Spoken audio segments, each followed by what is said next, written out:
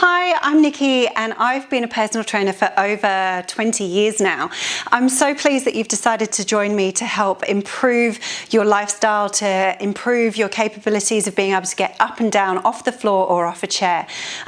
This is one of my passions. I think growing older you start to notice that injuries and just lack of exercise can sometimes cause strength imbalances, and it's when it starts to impact your everyday life that it becomes that little bit more concerning and a bit more of a worry. So I really hope that you enjoy these exercises. They're very simple. All you're going to need is a really solid chair and a step if you've got one, maybe inside or outside of your house, and if not, then just a really solid book that you can stand on and not slip off. I do use the wall and also kitchen counters and door handles. So make sure you've kind of got those nearby. If you do have a resistance band, then that's always a plus and a bit of a bonus. But if you don't, then there's no dramas there. I've made sure that there's lots of different variations of the exercises to suit all different fitness levels. So I hope you enjoy this. Do the exercises every day if you can. It doesn't hurt you to do them every day. And I would just do 10 repetitions of every single exercise. They don't have to be done at the same time. So you could be in the kitchen making a cup of tea and do just 10 of one of the exercises. And then later on when you're sitting watching telly, you could do 10 of the others. So make sure it's achievable for you, add it into your daily lifestyle, and I hope that you find that it really helps you. So here are my top 5 exercises to help you get up off a chair easier or get up off the floor. I'm going to give you quite a few different alternatives as well so that it will be good for all different levels of strength. So the first one I'd like you to do is, if you've got a chair or something that you can hold on to, we're just going to do a small little kick back. So we need our glutes, our bum, to be nice and strong to help push us up off chairs and off the floor. So this is also very good for creating balance work in the opposite leg. So we're just going to squeeze back and in, making sure that as you do this exercise you're not arching, because then you're not actually working your bum at all, you're just arching your back. So keep your tummy in tight, and it's a small little kick so that you can feel your bum working. All right, so we've got 3 more, 2 and 1. Lovely. Now an alternative to make that slightly harder if you want, and if you've got a band like this, is that you can place the band around your leg, and you can probably keep this on for most of the workout today, and you just squeeze back. So that's another alternative to make it just slightly harder. Squeeze and release, squeeze and release. Now I know a lot of people have these sorts of bands. Physios often give these out, and you can just wrap this around and tie it in a knot, and it will do exactly the same as the one that's on my leg at the moment. So it just creates that circle that you can squeeze into. Good. So squeeze, release, squeeze, release. Lovely. Relax the upper body and try not to hold on for dear life. So we are going to try and challenge yourself so that you're getting better with your balance work as well. 2 more and last one. Great. Now a side kick. So we're just going to kick out to the side and back in. So again, you don't need the band for this. You can just do this without. Out and in, out and in. So we're getting the outside of the thigh working now as well, feeling your bum working. Now there is an alternative to this, which is seated. So keep going with this and I'll show you that alternative in a second. 4, 3, 2 and 1. Good. Let's do 10 on the other side. So trying to get your balance, try not to rely too heavily on what you're holding on to. Keep your belly button in tight, relax the shoulders down, slight bend in that supporting leg. 5, 6, 7, 8, 9 and 10. Fantastic. So I'll show you that alternative sitting down on the chair. So I've just got some cushions to make this chair a little bit higher. If we're sitting down, another alternative that you can do is you can actually push against your knees and try and push those legs out. So it's like a resist that you're doing. So you get a bit of an arm workout as well. Make sure that when you're leaning forwards, you're not rounding. So you're trying to lean forwards with a nice straight back, push into those hands and release. So that's another great one for working your bum, and you could do this whilst you're watching telly. So squeeze out and relax. Squeeze out and relax. Now the band, if you have one, can make this a little bit more challenging as well, and you don't need the hands then. So you're squeezing out and in, and I'll show you what this looks like front on. So you're squeezing out and in, wide with the feet, out and in. And with those hands, it's just that resist. So it's like a tug of war. You don't win, just squeezing and relaxing. So that's the other alternative if you don't want to do this standing. Now, the best way of being able to get yourself up and down out of a chair is to practice getting up and down out of a chair. And the best thing for this is squats. So we're going to replicate this movement of being able to get down nice and easily and up without having to push with your hands. Same as when we're on the floor. So if you have a chair that you struggle to get in and out of, I want you to try and get a hardish chair and put a few blocks on here. So maybe some cushions or something just to make it that little bit higher if you need to.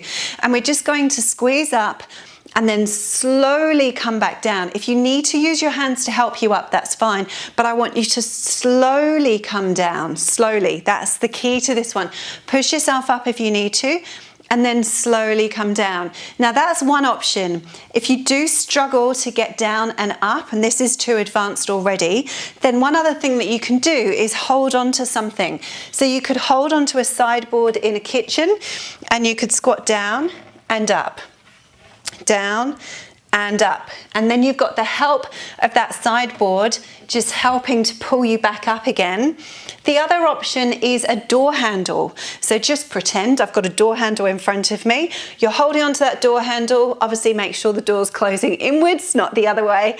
And you're squatting down and allowing yourself to pull up just slightly with that door handle. So if you don't trust that you're able to do this very well, then grab hold of a door handle or a kitchen countertop.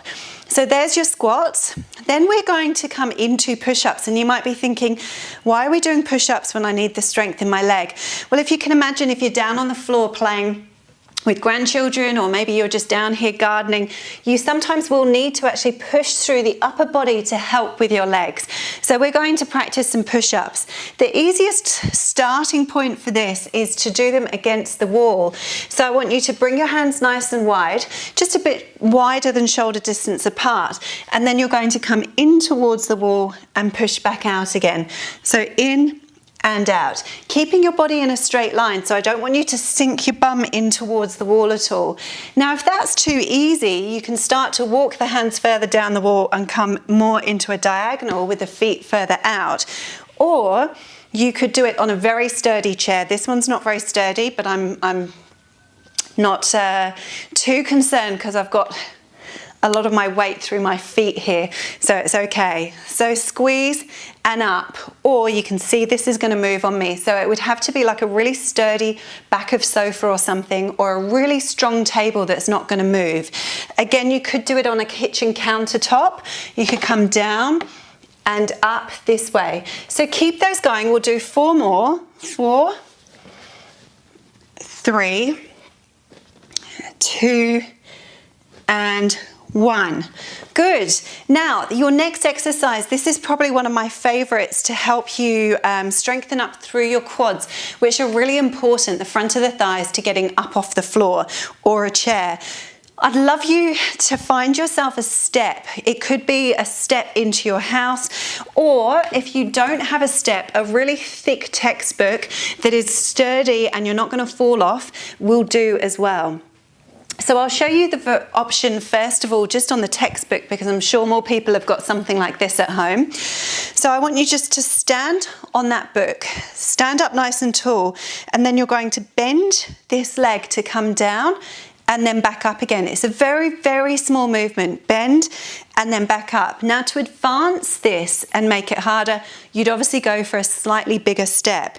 Just make sure that your hips don't hinge. So you're not reaching up and then back down, reaching up and back down. Your hips stay level, and you might want to place your hands just on your hips to make sure that it's your knee that's bending and not your hip that's just coming up and down.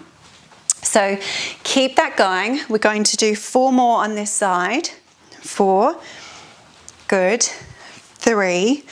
Watch that that knee is going in a nice straight line with the center of your foot. 2 and 1. So you should feel a bit of a build up here, a bit of a burn where that's working. Now your other option is if you have got a slightly bigger step, you could do it on your step. And if you do need to hold on to something, feel free to do this close to a wall. And we're coming up, hips are level, and down. Good. So doing the same thing again, obviously on the other leg. 3, we've got 10 of these. 4. So hopefully you can see just how achievable these little exercises are. You don't need to be dressed out in workout gear at all. You could be doing this in your everyday clothing. You could just put a few in when you're in the kitchen. You could hold on and do some squats. You could do a few push-ups on a wall somewhere. Every time you come in and out of your house, if you've got a step there, you could do a few of these. And this is just going to really help to build those muscles that you need to get you up and down more easily. Good. 2 more. And last one. Fabulous. So I hope that's helped. Just think of those 5 little exercises. Your kickbacks, your side kicks, or your squeezes when you're sitting down can be done at any time. Push-ups, because you need that strength through your upper body as well if you're pushing yourself up. And then your seated squats or holding on to something and squatting down. And then this one is one of my favorites because we really need strength through the front of the thighs as well. And this is a great way of doing it, especially if you've got dodgy knees, because it's only the smallest of knee bends, but you'll still find that you feel those quads working nice and strongly. One other note on the squat. A lot of people don't like squats because they hurt the knees too much, especially if the knees start to come forwards over the toes. And that's because a lot of pressure can go through the knees as we drive them forwards. And that's why it can be quite handy to hold on to something so it allows your bum to go back and then your knees don't have to come so far forwards. So if you found you've got knee pains in the past with squatting like that, just try these ones where you're holding on and you're squatting backwards. You'll find there's less pressure through the knees and you should be able to perform them a lot easier. Well, I hope that's helped. Let me know how you've got on. I'd love to have your feedback.